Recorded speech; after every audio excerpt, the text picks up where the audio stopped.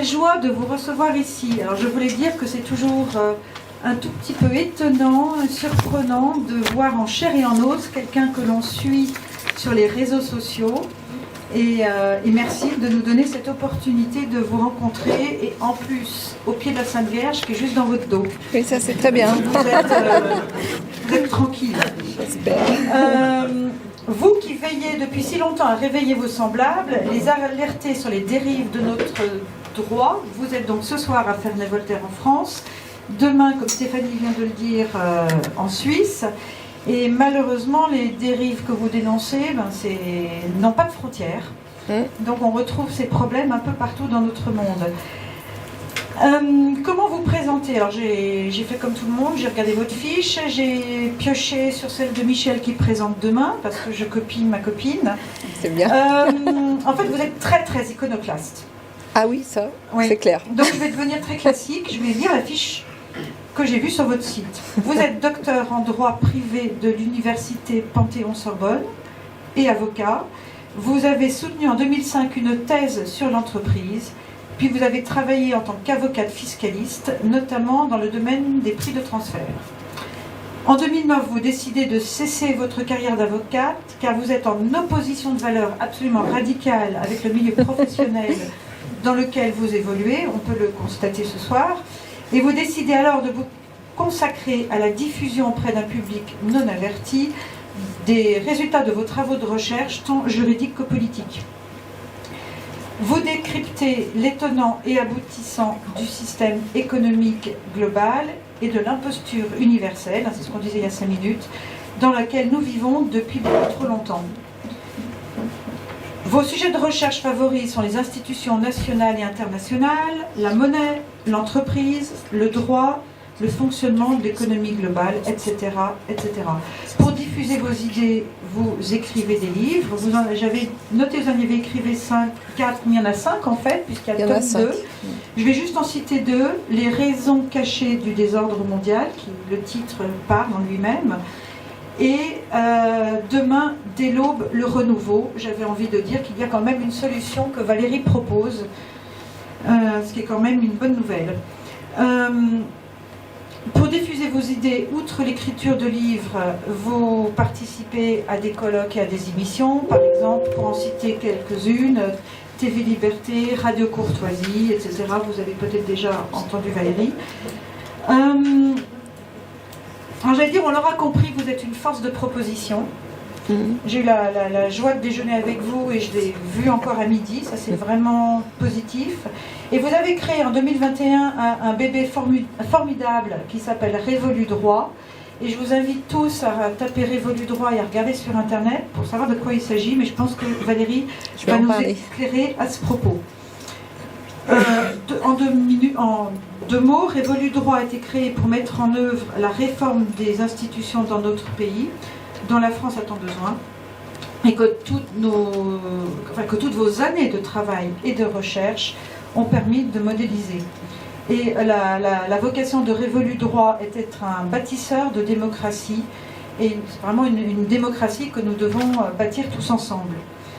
Ce soir, Valérie, vous nous plongez dans l'intégration de notre histoire et de notre culture politique, et vous allez nous exposer des techniques juridiques qui ont permis le développement de la gestion européenne et l'actualisation de celle-ci, pour nous permettre d'envisager un renouveau civilisationnel.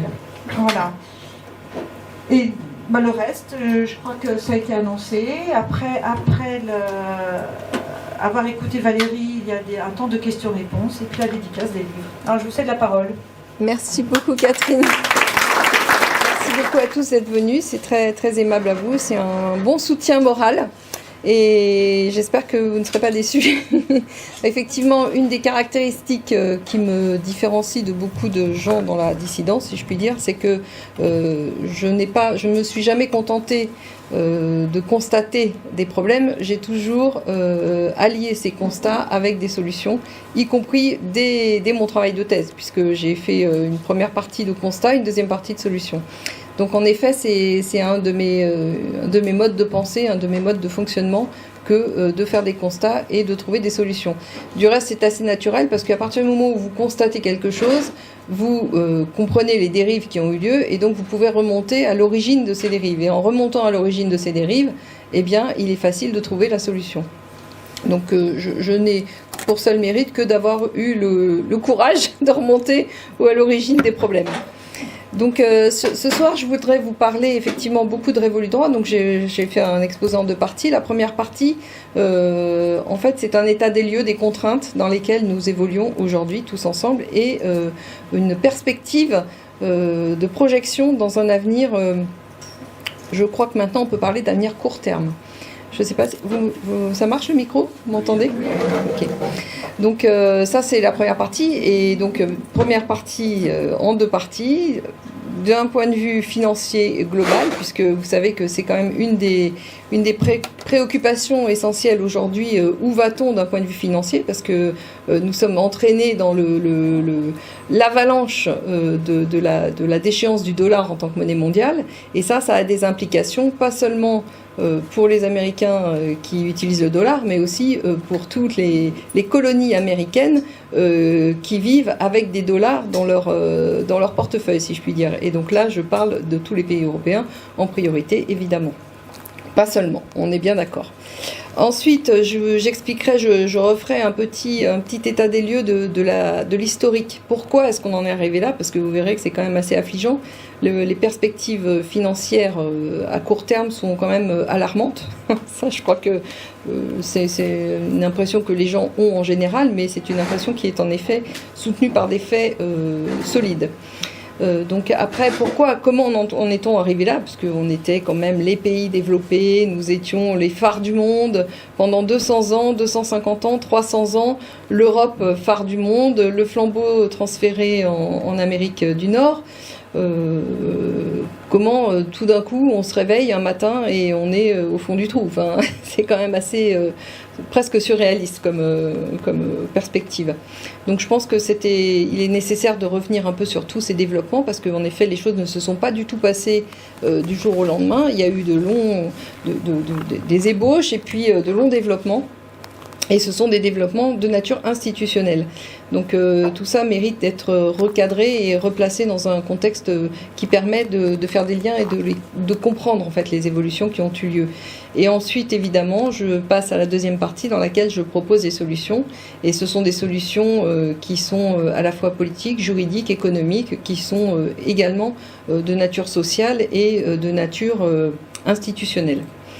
Donc si vous voulez bien, on a décidé de ce titre en forme de questionnement parce que justement la deuxième partie répond aux questions qui sont... j'élabore pas des questions, mais j'élabore un état des lieux qui est assez, vous verrez, comment dirais-je, inquiétant.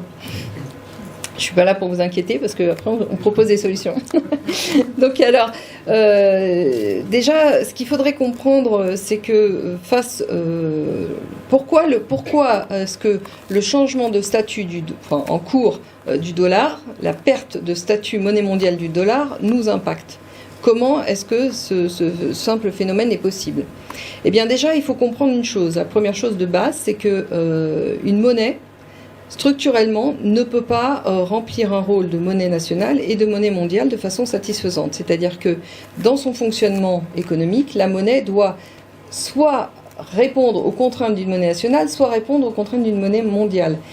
Et la réponse mondiale, si on donne une réponse mondiale, en fait, on absorbe l'économie locale qui va avec la monnaie. Et c'est exactement ce qui s'est passé avec le dollar. C'est ce qui s'était déjà passé avec la livre sterling, du temps de la livre sterling, monnaie mondiale. Puisque vous savez qu'à partir du 19e siècle, de facto, sinon de jure, c'est un état de fait, la livre sterling était utilisée couramment pour la plupart des échanges, en tout cas les échanges les plus importants. Donc les banquiers n'ignoraient pas ça. C'est la raison pour laquelle, au moment des accords de Bretton Woods, Keynes, qui était le représentant en fait de la finance de l'ex-empire britannique n'a pas été dans le sens de valider le dollar en tant que monnaie mondiale. Le fait est que le dollar s'est imposé parce que vous savez que le vainqueur économique de la Seconde Guerre mondiale fut indiscutablement les États-Unis d'Amérique. Le dollar s'est donc imposé. Et ce qui devait se produire s'est produit. L'économie américaine a commencé à être siphonnée, tant et si bien qu'en 1971, Nixon n'a pas pu faire autrement que de désolidariser en fait le support, l'adossement du dollar à l'or. Donc ça, c'est la première étape, donc désolidarisation du dollar, de la monnaie dollar, de son support en or. Vous savez qu'ensuite, il n'y a pas eu de conséquences plus graves que ça pour la fonction internationale du dollar, parce que ce qu'on dit souvent, c'est que les accords du Quincy ont pris la relève, c'est-à-dire que l'adossement du dollar s'est fait sur le pétrole.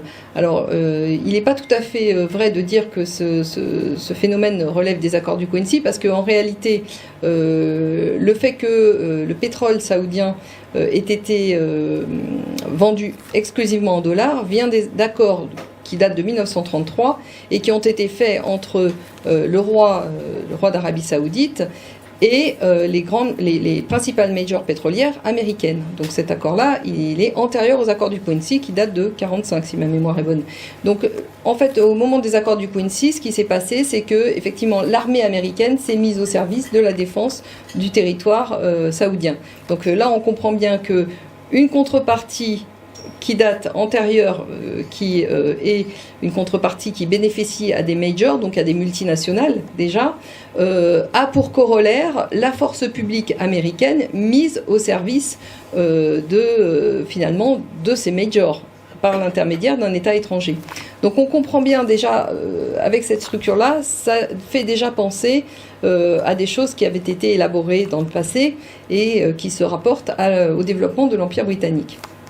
Je n'en dirai pas plus à ce niveau-là parce que ça, c'est pour expliquer que l'économie américaine a été liquidée, a été érodée par ce fonctionnement monétaire qui était instable, en fait, qui était tout à fait dommageable pour l'économie locale américaine.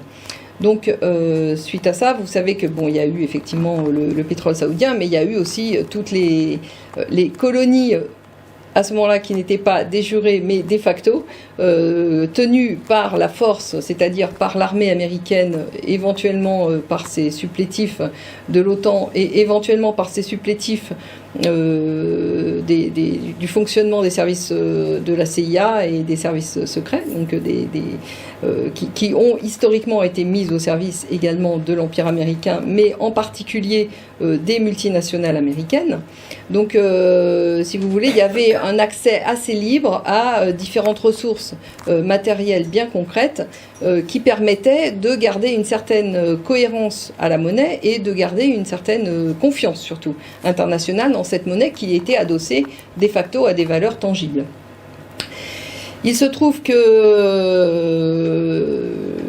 donc l'économie américaine s'effondre, le Covid arrive, l'année 2022-2023 commence à avoir une désolidarisation de l'Arabie Saoudite des intérêts américains. Donc aujourd'hui, le pétrole saoudien n'est plus vendu exclusivement en dollars. L'Arabie Saoudite se rapproche des BRICS, donc il y a à la fois une dissociation financière, une perte de confiance militaire, puisque l'Arabie Saoudite n'a fait ça que parce qu'elle avait perdu confiance finalement dans la capacité de l'armée américaine à certainement défendre de façon satisfaisante les intérêts du territoire de l'Arabie. Donc, chemin faisant, les anciennes colonies, de facto colonies, commencent à s'émanciper. On a un commencement de renversement de situation, de rapport de force au niveau international, qui fait que le dollar, au moment où il a le plus besoin d'être émis en grosse quantité pour absorber tous les chocs économiques successifs, perd en même temps, de façon simultanée, la plupart de son adossement concret. Donc, si vous voulez, la confiance internationale dans cette monnaie, qui était déjà bien érodée, hein, il faut quand même le rappeler, elle avait cette confiance pour bien des pays, avait déjà disparu. Mais ceci étant, avec l'inertie et puis les habitudes, cette monnaie s'est encore maintenue un certain temps et là, depuis 2-3 ans, on voit que l'effondrement devient visible. En tout cas, sa perte de statut, non pas de monnaie de réserve, pas encore, mais c'est en cours, sa perte de statut de monnaie internationale pour les échanges actuels est vraiment très, très endommagée. Alors, comme vous le savez, les États-Unis sont le pays le plus endetté au monde, puisque effectivement la dette américaine n'était pas un problème jusqu'à présent pour les Américains, mais surtout pour les pays étrangers qui avaient des devises dans cette monnaie. Sauf que effectivement avec les évolutions, la dette américaine commence à devenir aussi problématique, puisque on commence à comprendre que finalement cette monnaie est en lévitation. C'est une monnaie qui n'a plus aucune contrepartie réelle et qu'il est temps d'abandonner pour les échanges internationaux. Alors, une première chose est la perte de statut international du dollar. Une deuxième chose est de rester dans le concert des nations de façon à pouvoir encore bénéficier de certains échanges. Et là, vous comprenez bien que le problème du dollar, outre qu'il a perdu son statut, il est en cours de perte, mais c'est déjà acté. En fait, la perte de son statut de monnaie internationale est actée, mais il va falloir quand même que le dollar redevienne une monnaie nationale. Et pour redevenir une monnaie nationale, il faut qu'il soit adossé à des valeurs tangibles. Et là, se pose un sérieux problème pour les Américains, puisque si on fait la balance entre les actifs et les passifs, je vous laisse imaginer ce que ça donne. Donc c'est un gouffre sans fin qu'il va falloir éponger. Alors certes, l'inflation permet d'éponger dans une certaine mesure, mais elle est loin d'être suffisante. Et en tout cas, étant donné le montant des milliards et des milliards de dollars de dettes, ça sera très très insuffisant. Donc, eh bien écoutez, il va falloir trouver des actifs. Et les actifs vont se trouver le plus facilement comment ? Eh bien, dans les colonies volontaires. Vous savez, c'est la servitude volontaire. Les colonies naturelles de l'Empire américain qui a succédé à l'Empire britannique, qui sont en fait les pays européens. Puisque vous savez que les pays européens sont de facto des colonies financières de cet empire déclinant. Alors, l'Union européenne, la Suisse ne sont pas, enfin la Suisse est dans un état apparent bien meilleur quand même que les pays européens, mais d'une façon générale, le problème qui se pose, c'est que la Banque centrale européenne n'est pas une banque indépendante. Pourquoi ? Parce que la plupart des très grandes banques qui travaillent avec les banques centrales sont des banques qui hébergent, en fait, beaucoup sont des primary dealers, donc ils travaillent avec le dollar et ont leur bilan gavé de dollars qui ne valent plus grand chose. Donc en réalité, les actifs de des banques centrales, de la Banque centrale européenne, sont des actifs essentiellement liés au dollar et donc à la monnaie dollar. Donc ça va poser un problème. Et puis, pour ce qui concerne, et ça concernera plutôt la conférence de demain, mais pour ce qui concerne la Suisse, des travaux ont été menés, et là je rends hommage à Liliane El-Kawam et à Vincent Held, son fils, qui ont démontré qu'en réalité, la Banque centrale suisse n'est pas du tout indépendante, parce que par le biais de sa plateforme d'échange, qui est située en Allemagne, elle est sous le contrôle de la BUBA, c'est-à-dire de la Banque centrale allemande, c'est-à-dire finalement liée à la Banque centrale européenne. Donc vous voyez que nous sommes dans une espèce de radeau de la Méduse, en plein océan Pacifique, non Pacifique, en plein océan guerrier, et il va falloir trouver des actifs. Alors effectivement, on imagine bien que les actifs ne vont pas se trouver aussi simplement que ça. Néanmoins, nous sommes des sociétés traditionnellement qui avaient des populations qu'on qualifiait de riches, donc avec des bas de laine, des économies et puis des propriétés, des choses comme ça. Donc en réalité, c'est ce que j'explique depuis déjà fort longtemps. Ce qui est en jeu pour nous dans les prochaines années, c'est et la liberté et la propriété privée. La propriété privée est attaquée en France depuis déjà très longtemps. Mais là, nous sommes dans maintenant un goulot d'étranglement où il va falloir passer, où ceux qui contrôlent les monnaies vont devoir venir piocher sérieusement dans la caisse. Donc, effectivement, le moyen qui a été trouvé, c'est les monnaies numériques de banque centrale qui permettront de contrôler en fait l'accès à l'argent des populations, puisqu'il est question de les rendre programmables. Et ça, au début, ça a été nié, mais maintenant, ils sont bien obligés de reconnaître que, effectivement, ces monnaies seront programmables. Donc, ce qui signifie que on va venir piocher dans le patrimoine privé des gens. On va liquider le patrimoine public des États, c'est en cours, en tout cas en France il reste déjà plus grand chose, donc ça veut dire les services publics vont disparaître, ça veut dire les économies vont disparaître, mais ça veut dire aussi la propriété privée va disparaître et la sécurité personnelle va disparaître. Et donc ça va créer du chaos social, donc il est bien clair que tout cela ne peut se faire que dans un contrôle social radical. Et justement, le contrôle de l'accès à la monnaie permet ce contrôle social. Alors, je vous fais grâce des autres méthodes de contrôle social, parce que je pense que vous en avez conscience, les caméras de vidéosurveillance, les interdictions de circulation, liberté d'entreprendre, enfin, tout va y passer. Donc, ça, c'est la contrainte politique actuelle, qui est liée à une contrainte monétaire, mais qui est une contrainte radicale, qui est une contrainte très forte, qui pèse à la fois sur les populations, les États qui n'en sont pas, parce qu'on y reviendra, nous ne vivons pas sous le joug d'États politiques, nous ne sommes pas en démocratie, nous vivons sous un principe de plutocratie. Alors évidemment c'est caché, mais je vous expliquerai qu'en réalité, si on sait décrypter les modalités de fonctionnement de nos institutions, c'est quand même assez librement accessible de comprendre comment est-ce qu'une démocratie d'apparence fonctionne en réalité comme une plutocratie. Alors, bien, vous comprenez que les choses se présentent de façon difficile, que l'essentiel des problèmes est à venir. Donc, ce qu'on a connu en liberté, en restriction de liberté, n'est que le début d'une longue histoire. Que dans le contexte plus général géopolitique, il va y avoir également des contraintes de guerre étrangère qui vont se surajouter. Donc nous allons entrer en économie de guerre. Et cette économie de guerre va être essentiellement au profit justement du dollar et de l'empire. Alors je l'appelle encore empire américain, mais en réalité il faut bien comprendre que c'est l'empire financier global, l'empire de la finance atlantiste on pourrait dire, parce que effectivement toute une partie du monde est en train de se désolidariser de cette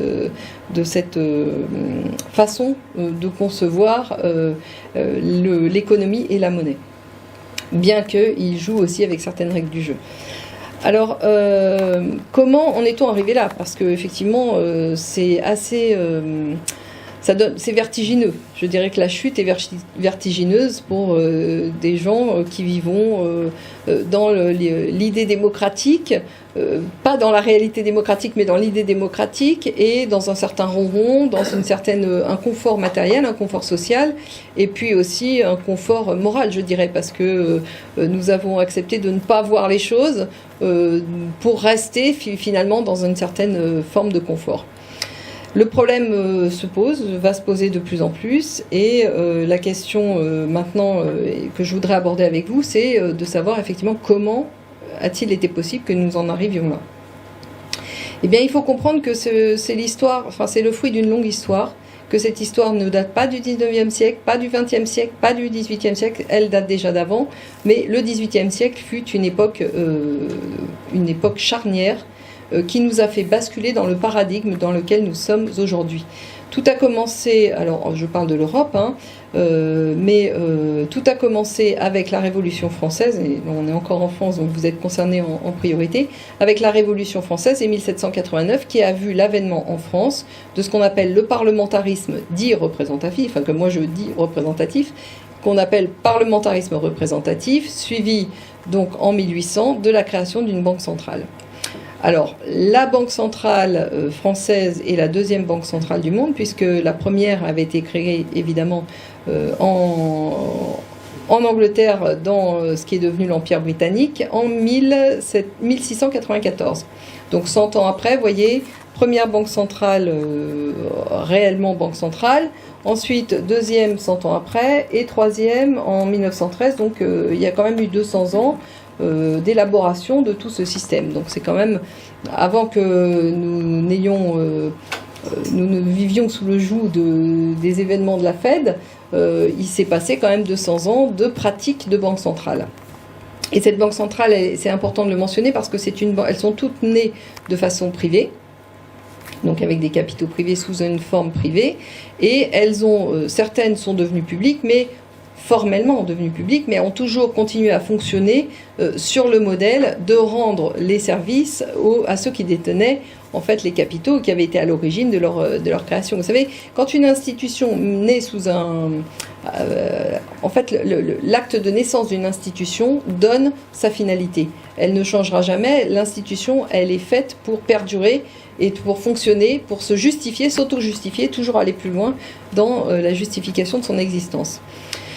Donc ça, c'est la première chose. Donc quand je dis pourquoi le parlementarisme associé à la Banque centrale réalise une plutocratie, et ça, je vous prie de bien noter que c'est indépendamment du modèle formel de l'État, que vous soyez en république, que vous soyez en monarchie, que vous soyez en régime unitaire ou en régime fédéral, tout cela n'a aucune importance à partir du moment où vous vivez sous le règne des partis politiques sur le mode de la représentation parlementaire associée à une banque centrale indépendante. Vous êtes certain, vous avez les critères de la définition d'une plutocratie. Je ne reviens pas sur l'élaboration des partis politiques. Vous savez que le parlementarisme, le Parlement tel que nous le connaissons aujourd'hui, parce que dans l'Ancien Régime, le Parlement évidemment existait, mais vous savez tous que le Parlement était des cours de justice, donc ça n'avait rien à voir. On a gardé le nom, mais on a liquidé la substance de l'institution pour la remplacer par quelque chose de totalement différent. Donc ça, c'est important de le signaler, parce que c'est une habitude dans ce nouveau fonctionnement. On utilise des termes, mais qui n'ont plus le sens classique. Donc les gens sont souvent confus dans leur approche du réel à cause de ces modifications sémantiques. En fait, de ces non-modifications sémantiques plutôt. Donc le Parlement est issu en fait de la Magna Carta, et il est issu de ce qu'on appelle le Conseil des barons. Le Conseil des barons, la Magna Carta que on nous présente comme la quintessence de la démocratie, est loin d'être cette quintessence de démocratie, parce que vous savez que le Conseil des barons est né en fait de la révolte des grands féodaux, des grands seigneurs contre le roi d'Angleterre. Le roi, historiquement, dans les monarchies, est censé et a toujours représenté une certaine forme d'intérêt général, tandis que les grands seigneurs ne représentaient que leurs intérêts particuliers. Donc la Magna Carta, c'est pas l'empire de la démocratie, c'est l'empire finalement déjà d'une certaine forme d'élitisme. Alors on ne parlait pas du règne de l'argent à l'époque, évidemment, c'était plutôt le règne de l'épée. Mais le règne de l'épée s'étant transformé en règne de l'argent à la faveur de la Révolution anglaise et de l'avènement d'Olivier Cromwell. Donc vous avez eu tout un ensemble de phénomènes avec l'apparition des grandes découvertes. Vous savez que toute cette vague de découvertes maritimes, de grandes épopées maritimes, a fait changer la nature du pouvoir en Angleterre en priorité, et le pouvoir est devenu intimement lié non plus à l'épée mais à l'argent, au règne de l'argent, qui a financé en fait le développement de ce qui est devenu l'Empire britannique. Et là, évidemment, on ne peut pas faire autre chose que de d'évoquer quand même de ce qu'était la Compagnie des Indes britanniques, qui a lancé un modèle de développement qui n'était plus un modèle territorial, donc national, mais un modèle de projection par le biais de flux, de transit, et dans lequel la force publique est au service des intérêts privés. en tout cas des intérêts privés des armateurs, alliés à l'intérêt dit public du pouvoir britannique qui s'est intriqué finalement avec le pouvoir financier. Donc tout le modèle, il faut comprendre que le modèle qui a été développé dans le monde entier vient de ce principe de base, de ce principe-là, qui s'est d'abord installé en Grande-Bretagne, en Angleterre, en Grande-Bretagne, qui s'est transposé dans l'Empire américain, mais qui est un modèle dans lequel ce sont les intérêts privés captés par ceux qui détiennent l'argent et qui gèrent la monnaie, elle-même privatisée, avec la force publique mise à son service. Et je dirais que pour faire le parallèle entre l'Empire britannique et ce qui est devenu l'Empire américain, il faut bien comprendre que effectivement la force publique est devenue l'armée américaine, est devenue, avec son prolongement qui a été l'OTAN, avec une spécificité particulière pour l'OTAN, parce que il faut comprendre que l'OTAN est née en 1949, mais en réalité, elle a intégré en son sein ce qu'on a appelé le Stay Behind, les réseaux cachés de l'OTAN, et ce Stay Behind a été développé pendant la Seconde Guerre mondiale sous l'égide du MI6, donc des services secrets britanniques. Donc l'OTAN, c'est un peu l'alliance de la carpe et du lapin entre des intérêts prétendument nationaux, mais qui étaient déjà très plutocratiques, mais en tout cas des intérêts formellement nationaux, avec une force opaque derrière qui, elle, était ouvertement au service des intérêts financiers qui se sont développés à l'occasion du développement de l'Empire britannique au moment à la City de Londres, projetés dans tous les paradis fiscaux sur le modèle anglo-saxon. Donc vous avez ça, vous avez aussi tous les services secrets évidemment des pays affiliés, donc des pays européens, plus ou moins directement au service de ce qu'on a appelé l'Empire américain, mais à mon avis de façon un peu abusive, qui est plutôt l'empire financier global, en tout cas l'empire financier de l'Ouest, qui était global et qui est en train de devenir local. Alors, il faut bien comprendre que ce phénomène de transfert national, supranational et international s'est passé en plusieurs temps. Il s'est passé en plusieurs temps et sur plusieurs fronts. Vous avez déjà eu le développement donc de la finance qui s'est centralisée dans chaque pays par le développement, ce que j'ai expliqué tout à l'heure, de la Banque centrale. Donc d'abord l'Angleterre, la France, en 1913, la Fed, qui clôt un peu plus de 150 ans d'indépendance américaine. En 1913, l'Amérique en fait est redevenue soumise à finalement cet empire britannique, mais qui avait changé de forme, qui est un peu protéiforme, qui était en réalité l'empire financier, l'empire de la finance, et relativement apatride, mais qui avait quand même besoin d'un support pour sa défense, et donc un support des forces de l'ordre bien concrètes, donc territoriaux. Alors, suite à ça, la finance s'est concentrée. Donc, vous voyez, ça a pris du temps. D'abord 200 ans, et puis au XXe siècle, tout s'est beaucoup accentué. En 1930, les banques centrales se sont elles-mêmes coordonnées et centralisées autour d'une institution qu'on a appelée la Banque des règlements internationaux, qui est née à la faveur du plan Yang et qui a servi de coordination aux mesures de justification aussi et de bien d'autres choses pendant la guerre, mais en tout cas qui a servi à coordonner et organiser les politiques menées par les différentes banques centrales qui avaient été établies avec grande difficulté pendant les 200 dernières années. Ensuite, vous connaissez tous les accords de Bretton Woods qui ont donc la BRI a vocation internationale, donc a vocation de centraliser et de coordonner toutes les banques affiliées, donc pas seulement les banques européennes.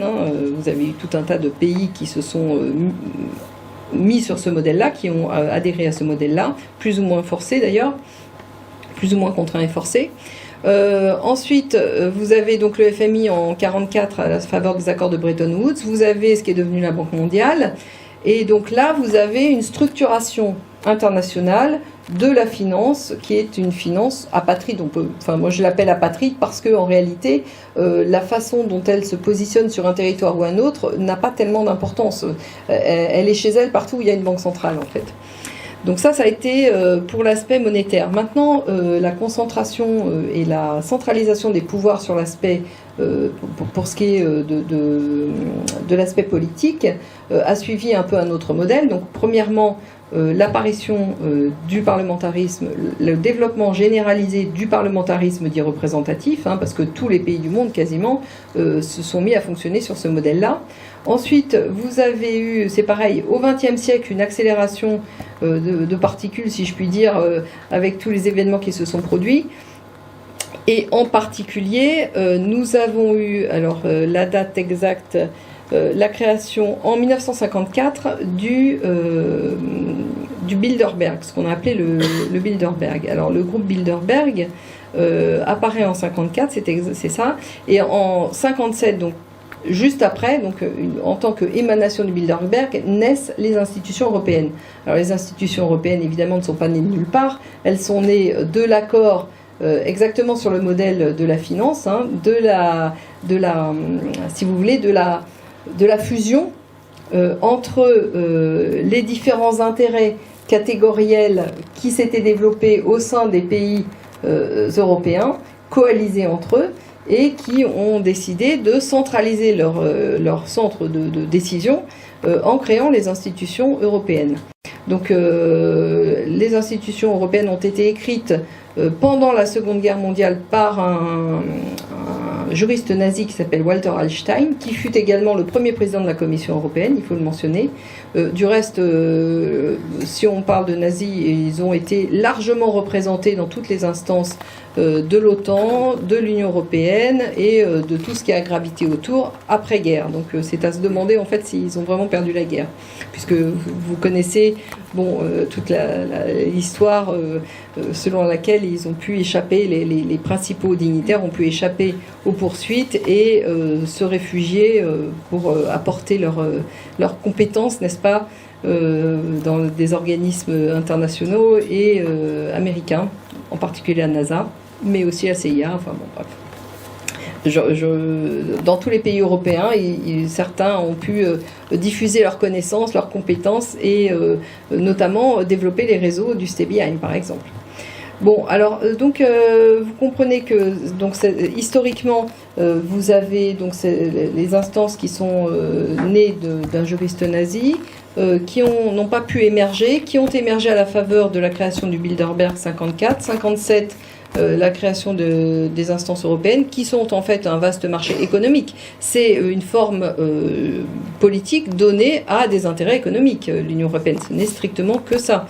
Du reste, on parlait de CE économique européen. C'est pas politique européen. Voilà. Donc là où je voulais insister, c'est que en réalité, ce prolongement supranational de nos États n'est qu'un prolongement logique dans la mesure où nous étions déjà en plutocratie. Donc en réalité, il n'y a pas eu de rupture. C'est une continuité logique en fait d'évolution d'un concept qu'on a cru politique, mais qui ne l'a jamais été en fait. Alors, à la suite de ça, vous avez eu 68 le club de Rome, qui est un club plutôt informel. En 71, la création du club de Davos. Et là, tout d'un coup, la structuration politique qui était plutôt européenne devient à vocation mondiale. C'est la différence entre le Bilderberg et le Davos, c'est que Davos a une vocation ab initio, je dirais, mondiale. Donc vous avez cette pieuvre qui s'étend au niveau mondial.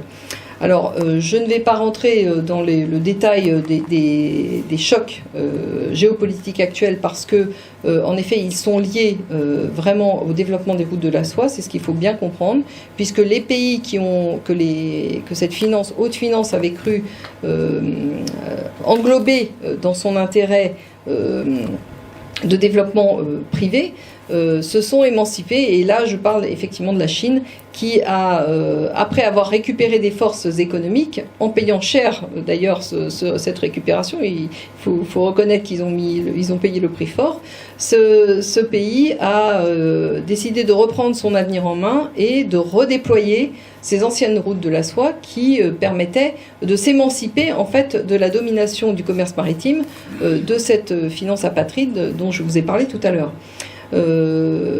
Donc c'est là où Davos a commencé à patiner un peu, si je puis dire, bien que apparemment tout puissant, ils ont commencé à perdre le contrôle des événements internationaux. Et avec le dollar qui s'effondrait, en fait, les gens qui avaient le contrôle, la domination totale, ont été obligés d'accélérer un peu leurs projets pour pouvoir contrer l'émergence d'une nouvelle force qui était improbable jusqu'à présent. Donc ça s'est fait petit à petit, évidemment, mais à un moment, ça s'est vu. Ça s'est vu de tout le monde. Alors, pourquoi je parle de ça? C'est parce que, en fait, ce qu'il faut comprendre, c'est que ce développement fut ininterrompu pendant 300 ans, fut régulier, homogène et à vocation internationale. Mais cette vocation internationale a subi un coup d'arrêt. Et maintenant, les gens qui ont pensé à cette hégémonie, qui sont à l'origine de cette hégémonie et qui la contrôlent, sont obligés de rétrograder, rétropédaler et de consolider leur position, si je puis dire, d'un point de vue plus régional et en particulier du point de vue du bloc, ce qu'on appelle le bloc Atlantis, le bloc de l'OTAN, c'est-à-dire l'Occident coalisé ou, comme disent les Russes, l'Occident collectif. Ils appellent ça l'Occident collectif. Donc vous comprenez bien que c'est un amas en fait, de pays qui n'en sont pas. C'est un amas de plutocratie fonctionnant sur un modèle déterminé par ce que fut la Compagnie des Indes britannique et transféré dans ce qu'on a appelé l'Empire américain, mais qui avait de facto perdu l'indépendance pour laquelle il s'était battu. Donc on en est là avec le statut du dollar qui s'effondre. Donc vous voyez que la situation, en peu de temps, finalement, commence à devenir difficile, à la fois pour nous et pour ceux qui tirent les ficelles du contrôle global, parce que qui contrôle la monnaie contrôle effectivement les règles, les lois, et contrôle également la force publique interne et externe. Donc je ne sais pas, alors j'ai fait tout un inventaire à l'après-vert de différentes des évolutions institutionnelles qui ont eu lieu au XXe siècle. Je ne vous ai pas encore parlé de tout, mais effectivement, globalement, il faut comprendre que vous avez eu le développement de la concentration des centres décisionnaires au niveau des finances et au niveau politique. Et ça, c'est les deux éléments, les deux jambes sur lesquelles cet empire financier global s'appuie. Évidemment, il y a eu d'autres développements, en particulier le premier développement à vocation internationale, vous savez tous que c'est en 1919, avec le traité de Versailles et la SDN. La SDN, en octobre 1945, évidemment, a fait la preuve de son incapacité à résoudre les problèmes internationaux, puisque la Seconde Guerre mondiale est arrivée. Et en octobre 1945, apparaît une deuxième tentative d'internationalisation qui se présentait comme une chambre de discussion, si vous voulez, mais qui s'appelait quand même Charte des Nations Unies et Organisation des Nations Unies. Alors je voudrais insister auprès de vous sur le fait suivant: un État des États indépendants ne peuvent pas être unis. De la même façon que des gens ont tous leur intérêt propre, leur collectivité et des avis différents sur tout, il en est de même des États. Les États ne peuvent pas avoir les mêmes intérêts. Donc parler d'États unis, c'est déjà quelque chose d'assez troublant en soi. Si on s'intéresse à la terminologie et à la sémantique, on comprend que là déjà il y a anguille sous roche. Pour unir tout le monde, il est clair qu'on va utiliser la contrainte. Je ne vois pas comment on peut unir tout le monde autrement. Alors, j'ai parlé effectivement de Bretton Woods et de la création de la BRI en 1930, Bretton Woods en 1944. Mais je ne vous ai pas parlé d'une chose qui est également importante dans ce développement, puisque vous savez que c'est une sorte de... j'ai parlé du Bilderberg tout à l'heure, mais en fait, je ne vous l'ai pas décrit pour ce qu'il est. Le Bilderberg, c'est une sorte de conglomérat économique, ce que j'appelle de façon très grossière, mais une chambre de commerce, une sorte de chambre de commerce internationale, enfin atlantiste d'un côté et Davos international, mais c'est une continuité. Mais effectivement, ils ont eu le besoin de réglementer de façon plus harmonieuse les règles internationales, et donc dès 1945, ces gens-là ont entrepris de vouloir développer des organisations internationales, et en particulier en matière de commerce. Donc on a eu la première tentative, suite à la charte de la Havane, prévoyait ce qu'on a appelé l'OIC, l'Organisation internationale du commerce. La charte de la Havane n'a pas été ratifiée par les États-Unis parce qu'elle était conçue comme une filiation justement de l'ONU, des Nations Unies, et donc le tribunal de La Haye s'imposait comme compétent dans le cadre des litiges. Les États-Unis n'ont pas voulu ratifier ça, donc la charte de la Havane n'a jamais finalement prospéré. Elle n'est restée qu'à l'étape théorique, n'a pas donné plus de fruits que ça. En revanche, le problème économique était quand même très essentiel pour eux, donc il a fallu compenser cet échec relatif. Et en octobre 1947, sont arrivés les accords du GATT. Donc les GATT a été conçu de façon, non pas comme l'OIC, mais de façon indépendante de l'ONU. Il faut quand même préciser que l'OIC, le GATT aussi dans une certaine mesure, donnait encore des marges de manœuvre aux États-nations. Et en particulier, l'OIC était très attaché aux décisions des États-nations. Ce qui n'a plus été le cas de la suite, parce que, donc, vous voyez, l'OIC en 1944, qui ne voit pas le jour, 1947 les accords du GATT, et il a fallu attendre 1994 pour que l'OMC voit le jour. À la suite de l'Uruguay Round, l'OMC a vu le jour, et l'OMC est toujours non affilié à l'ONU, mais dans laquelle les décisions sont beaucoup plus intégrées, et vous savez que les États perdent beaucoup de marge de manœuvre, puisque ce qu'on appelle le règlement des différends permet à des multinationales qui auraient été lésées dans leurs investissements d'attaquer les États. Donc là, on a franchi, effectivement, beaucoup de temps s'est passé, mais on a franchi une étape, si vous voulez, qualitative dans la perte de contrôle des États-nations sur leur réglementation. Alors c'est une étape aussi très importante, évidemment. Je vous ai déjà parlé donc de l'OTAN qui est née en 1949, qui en fait est un peu lui-même l'alliance de la carpe et du lapin, parce qu'il y a l'OTAN officiel et les réseaux du Stay Behind qui, eux, ont été développés sous l'égide du MI6 en recyclant une grosse partie des réseaux nazis, hein, il faut être clair là-dessus. Donc 1957, évidemment la CE, Bilderberg, Davos, ben voilà, je vous ai tout dit. Je vous ai tout dit sur le développement institutionnel, mais vous comprenez, quand on parle de l'institution, c'est jamais décorrélé d'une filiation. Ce qui est intéressant, c'est de voir la filiation des institutions et comment elles sont arrivées les unes par rapport aux autres. Et il y a une logique là-dedans, il y a une cohérence d'ensemble qui est une cohérence de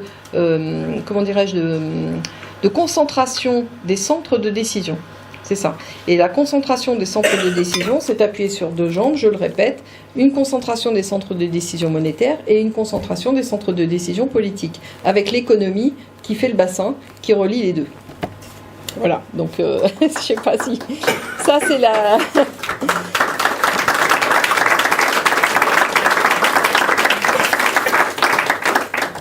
Alors, tout ça est bien beau, enfin, bien beau, je ne sais pas, bien triste, certainement. Mais je suis une nature un peu finalement assez positive, et quand je trouve des problèmes, j'essaye toujours de voir comment on pourrait s'en sortir, parce que effectivement on pourrait être découragé, dire bon, maintenant c'est international, tout ça nous échappe. Mais c'est pas vrai. En fait, ces gens-là ont eu beaucoup de patience pour élaborer un modèle, pour le développer, et les événements, les grandes choses ne se font pas du jour au lendemain. Si on veut élaborer une sortie de cette impasse, parce qu'il s'agit réellement d'une impasse civilisationnelle, hein, si on veut, parce que cette impasse civilisationnelle consiste à considérer aujourd'hui, au bout du chemin, le vivant comme une marchandise. Donc la monnaie est devenue une marchandise. L'économie, bien sûr, traite des marchandises, mais le paradoxe, c'est que le vivant est lui-même devenu une marchandise dans le commerce, qu'on fait circuler plus ou moins facilement, et surtout qu'on marchande, qu'on valorise. Donc l'individu lui-même se comporte aujourd'hui, et c'est presque intégré dans un mode de fonctionnement intime, je dirais. Nous avons accepté l'idée d'être considérés comme des boîtes à rendement, en fait. Hein. Et nous ne valorisons la vie, l'humain, la réalité, tout ce qui nous entoure, que au vu du rendement. Donc non, le problème, c'est qu'il faut retourner à une conception politique et non pas économique de la vie, de façon à retrouver des valeurs qui sont des valeurs qui permettent de refaire société et de tout simplement de vivre, de prospérer, d'exister, non seulement en tant qu'individu, mais aussi en tant que collectivité, et collectivité avec une identité propre. Il ne s'agit pas de retomber dans les travers qui consistent à dire l'universalisme, ça veut dire la normalisation de tout le modèle. Non, de tous les modèles. Non. Beaucoup de modèles peuvent exister en parallèle, et c'est même ce vers quoi nous devons tenter d'aller. Alors, tout ça nous amène aux solutions que j'ai développées dans le modèle Révolu Droit que vous trouvez sous le site internet, développé sous le site internet du même nom.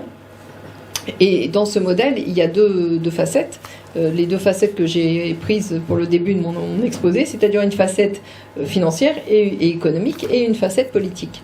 Alors, sur la facette financière et économique, eh bien, comme je vous l'ai dit, tout s'est développé par le moyen du fait de la monnaie, en fait, par les détenteurs, les tenanciers de la monnaie ont été à l'origine du développement économique, parce que vous le savez comme moi qu'une entreprise ne peut vivre et perdurer que si elle a des soutiens financiers, que si elle a des soutiens bancaires. Donc derrière les entreprises, il y a les banques. Et vous avez compris que le développement économique de la deuxième partie du XXe siècle jusqu'à aujourd'hui est un développement de conglomérats économiques essentiellement, au détriment des petites entités. Les petites entités ont été systématiquement laminées au profit d'une concentration non seulement des richesses, mais également du pouvoir de décision économique. Donc, pour revenir sur ces modèles-là, eh bien, en fait, il faut revenir sur ce qu'on a appelé le capitalisme. Alors, le capitalisme, c'est un mot, vous savez, c'est comme le parlementarisme. Une fois que vous avez dit ça, vous avez tout dit. C'est la quintessence de la démocratie. Mais non, le problème du parlementarisme, ce n'est pas... le problème du capitalisme, ce n'est pas les capitaux. Le problème du capitalisme, c'est l'anonymat des capitaux. Et cet anonymat a permis une irresponsabilité des décideurs qui se cachent derrière les entités qu'on appelle personnes morales, mais qui sont des entités juridiques désincarnées. Donc en réalité, il y a des décideurs, mais ces décideurs se cachent derrière le paravent de l'anonymat. Donc à partir de ce moment-là, on est échec et mat. Donc le seul moyen de revenir sur ces dérives de concentration de pouvoir et ces dérives d'accaparement, c'est de revenir sur ce modèle économique. Et ça, c'est justement c'est un peu la naissance de mon travail, puisque tout est parti sur le fait que j'ai développé une théorie juridique unifiée de l'entreprise.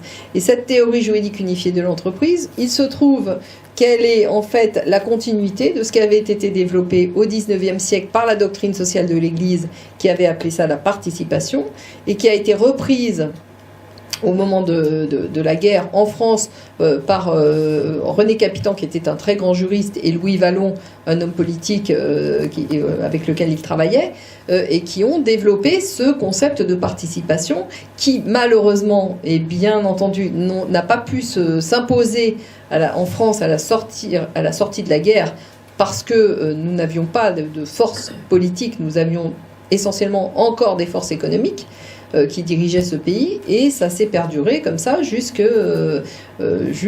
en 1900, dans les années, deuxième partie des années 60, où De Gaulle a entrepris sérieusement de vouloir modifier cet état de fait et d'imposer politiquement le principe de la participation. Vous savez ce qu'il en a été, le Sénat l'a mis en échec, et c'est sur la participation que De Gaulle est tombé. Donc le problème de la participation et du pancapitalisme, hein, qui s'est appelé pancapitalisme, Monsieur Boischaud a développé ce principe du pancapitalisme, mais en réalité c'est la participation. Ça veut dire retirer l'intégralité du pouvoir économique dans les mains des seuls détenteurs de capitaux. Ça veut dire réintégrer le pouvoir de décision économique, pas seulement les fruits de l'entreprise, mais également le pouvoir de décision économique, le réintégrer au profit des gens qui développent l'entreprise. Parce que vous comprenez bien que ceux qui apportent les capitaux sont en réalité tout à fait improductifs. Donc c'est une prédation des improductifs sur les forces productives. Donc si vous revenez sur ça et vous développez le pancapitalisme sur le modèle de la participation, et en particulier sur le modèle que j'ai élaboré, eh bien vous changez de paradigme en réalité, parce que vous permettez aux gens qui travaillent au développement, à la créativité et au développement économique, d'avoir un réel droit de regard sur l'avenir des richesses qu'ils auront créées. Et ça, c'est un changement de paradigme. Voilà.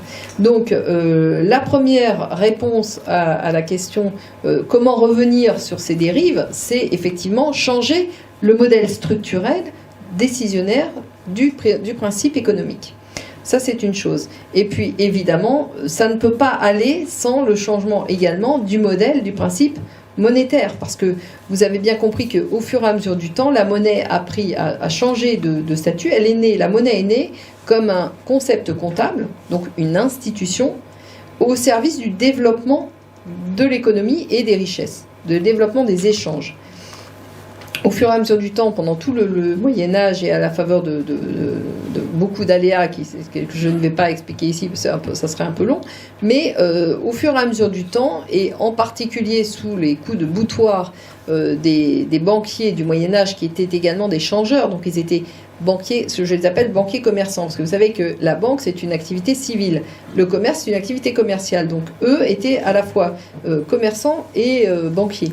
Et en réalité, ils ont pris l'habitude de fonctionner sur le modèle du commerce. Et donc la monnaie a été, au fur et à mesure du temps, aidée par certaines décisions papales, on ne peut que le regretter. Mais bon, à l'époque, ça n'avait pas l'ampleur que ça a eu aujourd'hui. La décision ils ne pouvaient pas anticiper que ça prendrait ces proportions-là. En tout cas, le fait est que la monnaie s'est transformée en marchandise dans le commerce. Aujourd'hui, on parle de devises. Les devises circulent sur des marchés comme une marchandise. Bon, et ça, c'est une dérive. C'est une dérive conceptuelle radicale. Parce que la monnaie, vous savez, c'est un bien fongible. Enfin, tous les juristes savent que le seul bien doté d'une fongibilité absolue, c'est la monnaie. Or, la monnaie, puisqu'elle est fongible, peut être facilement dématérialisée, mais le paradoxe, c'est qu'elle est considérée comme un concept matériel et comme un concept de marchandise. Donc il y a quand même toute une problématique derrière qui permettrait de revenir sur toutes ces dérives en considérant que la monnaie n'est non pas une marchandise, mais une institution, donc au bénéfice de ceux qui gèrent les institutions, c'est-à-dire un État politique retrouvé, c'est-à-dire un contrôle des administrés et en particulier des utilisateurs de la monnaie sur sa création et sa circulation. Donc effectivement, le changement de paradigme concerne également pas seulement l'entreprise qui doit redevenir également une institution, mais également la monnaie qui doit redevenir elle-même une institution. Tout a été contractualisé sur le modèle, on l'a vu, de l'amirauté britannique qui s'est développée sur ce que j'ai évoqué tout à l'heure, la Compagnie des Indes britanniques, mais nous avons été phagocytés, notre propre modèle de développement a été phagocyté par ce contre-modèle, cet anti-modèle purement matérialiste. Donc, si vous voulez, revenir sur les postulats, la fausseté des postulats économiques et monétaires permettra déjà de réparer une partie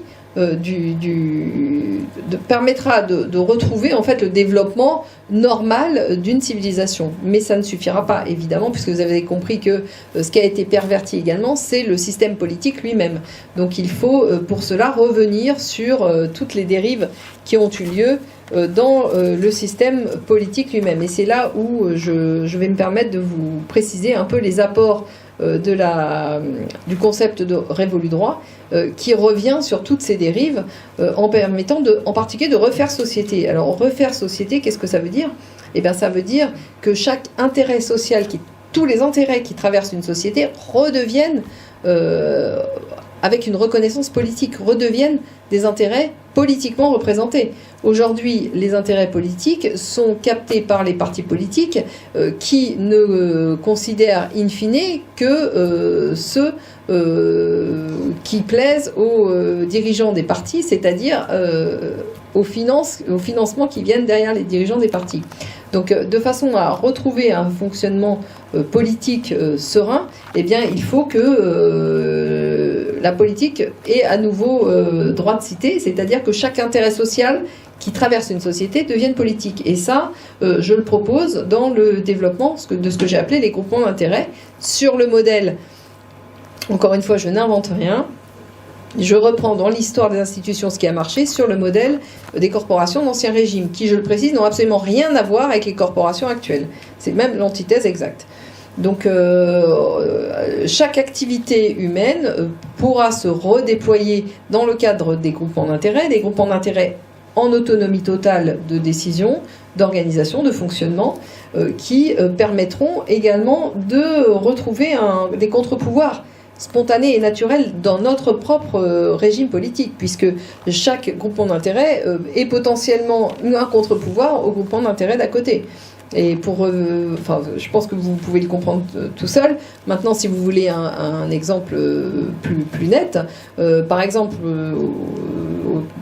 dans ce que nous venons de traverser, la crise Covid que nous venons de traverser, eh bien, si les médecins avaient été organisés entre eux en tant que groupement d'intérêt, ils auraient pu être une force d'opposition aux laboratoires pharmaceutiques, ce qu'ils ne peuvent pas aujourd'hui, puisque les intérêts des uns et des autres sont très largement fusionnés dans le financement des études, dans le financement des carrières et tutti quanti. Donc, là, le groupement d'intérêt a l'intérêt justement de représenter à nouveau les intérêts sociaux, de représenter, de réévaluer, de remettre en scène des contre-pouvoirs et également de remettre l'État dans son seul rôle, dans le rôle pour lequel il est né, c'est-à-dire en fait de permettre le vivre ensemble. L'État, c'est en fait il ne fait que trancher.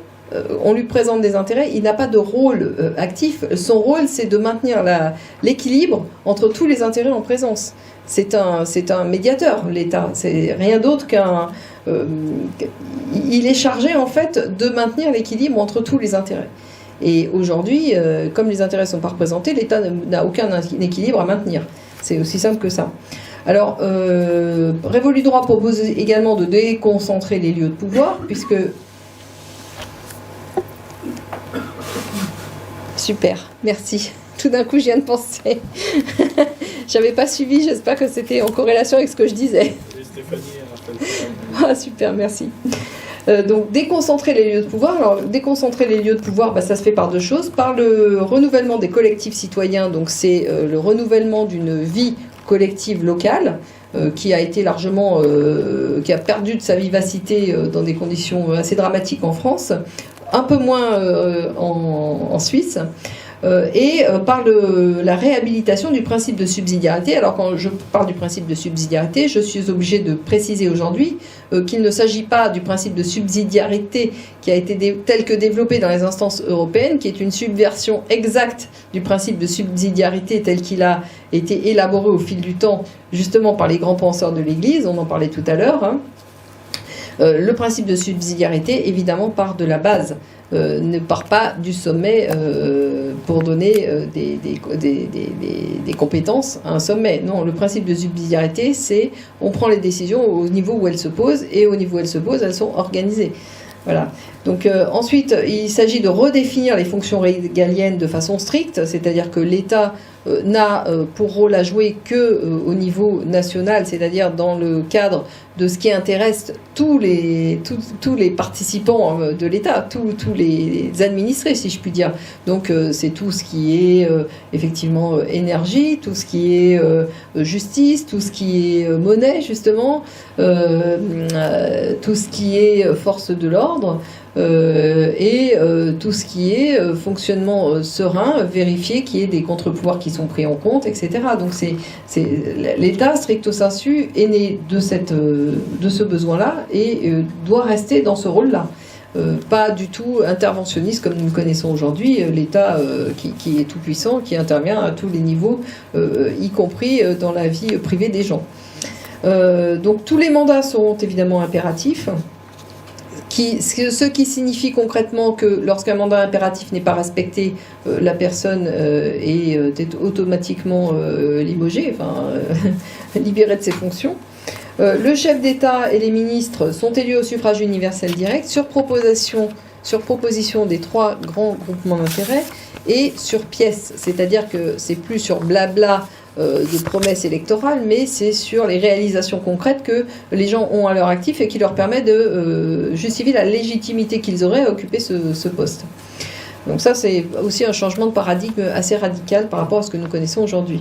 Il y a une distinction, alors ensuite, parlons de la justice. Donc la justice, il y a 2 choses dans la justice. Il y a faire le droit et dire le droit.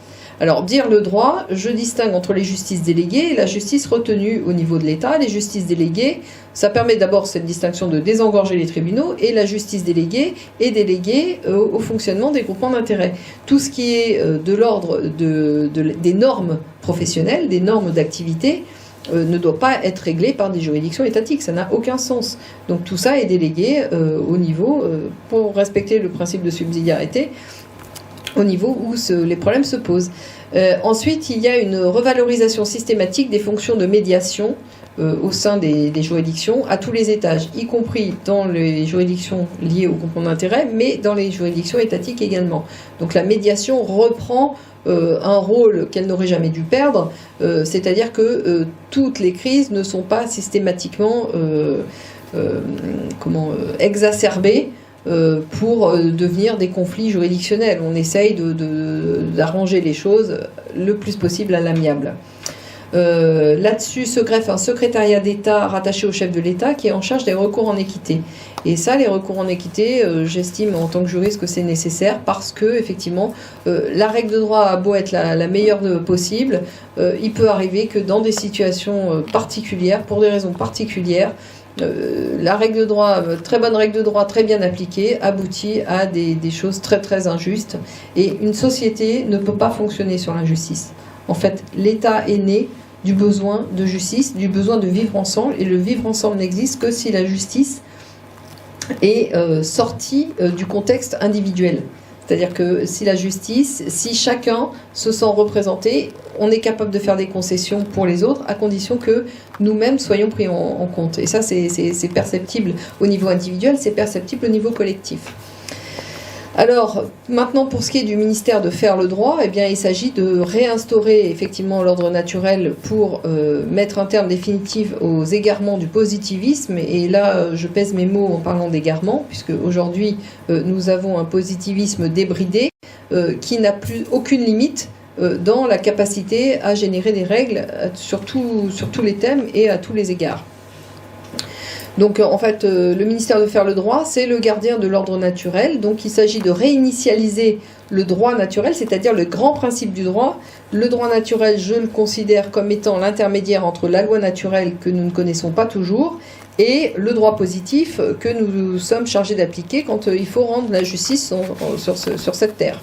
Donc entre les deux, il y a des grands principes que j'ai réunis sous le vocable droit naturel. Donc ensuite, il faut réinitialiser évidemment un droit civil commun, lequel est subordonné à ces grands principes de droit naturel. Le droit civil commun, c'est effectivement le droit positif appliqué, mais qui doit redevenir civil et qui doit redevenir commun. Donc c'est la fin de tous les droits d'exception que nous connaissons aujourd'hui. Je vous renvoie à la multiplication sans limite des codifications qui tous les jours s'étoffent davantage. Donc non, ce n'est plus du droit. Vous savez très bien, trop de droit tue de droit. Il n'y a plus de droit aujourd'hui, il y a des règles, des règles de réglementation, mais le droit en lui-même a disparu. Il s'agit de réinvestir la responsabilité individuelle et la responsabilité collective. Alors la responsabilité individuelle, ça veut dire quoi? Ça veut dire déjà la fin de l'anonymat des capitaux, puisque quand on est anonyme, on ne peut pas être responsable. Donc fin de l'anonymat des capitaux, développement de la responsabilisation au sein de chaque individu au sein des groupements d'intérêt, puisque tout est à organiser, il faut prendre des initiatives, et ces initiatives ont une contrepartie, c'est la responsabilité. Dans les groupements d'intérêt, il faut réinvestir la gestion monétaire, la gestion des conflits, l'organisation de la solidarité en interne, l'organisation et la coordination des membres. Donc il y a tout un travail de remise en état, en fait, si vous voulez, non seulement du collectif, mais également de l'individu qui doit à nouveau reprendre l'habitude d'être acteur de sa propre vie. Et puis la responsabilité collective doit être restaurée, ce qui passe par deux choses. Déjà le mandat impératif, les contre-pouvoirs, on en a parlé, mais surtout le retour du binôme pouvoir et responsabilité. Parce que là, ce qui a été très endommagé dans nos sociétés, c'est que le pouvoir est totalement dénué de responsabilité. Et vous comprenez bien pourquoi, il y a une logique à ça. Puisque le pouvoir apparent, le pouvoir politique apparent, n'est pas celui qui prend réellement les décisions. Il n'y aurait aucun candidat si on leur faisait porter la responsabilité de décisions qu'ils ne prennent réellement pas. Donc cette irresponsabilité des capitaux génère naturellement une irresponsabilité politique également. Donc en fait tout est lié, si vous voulez. Il y a une logique dans nos institutions qui représente un véritable système. Ce système est lié au matérialisme, lié lui-même aux grandes découvertes, lié aux révolutions industrielles. Nous sommes en train de changer d'air, nous changeons d'air, nous passons de l'ère de la révolution industrielle à l'ère de la communication. Tous les espoirs sont possibles pour changer de paradigme et justement, c'est aussi ce qui inquiète les détenteurs, les tenanciers actuels du pouvoir. Je vous remercie de m'avoir écouté patiemment.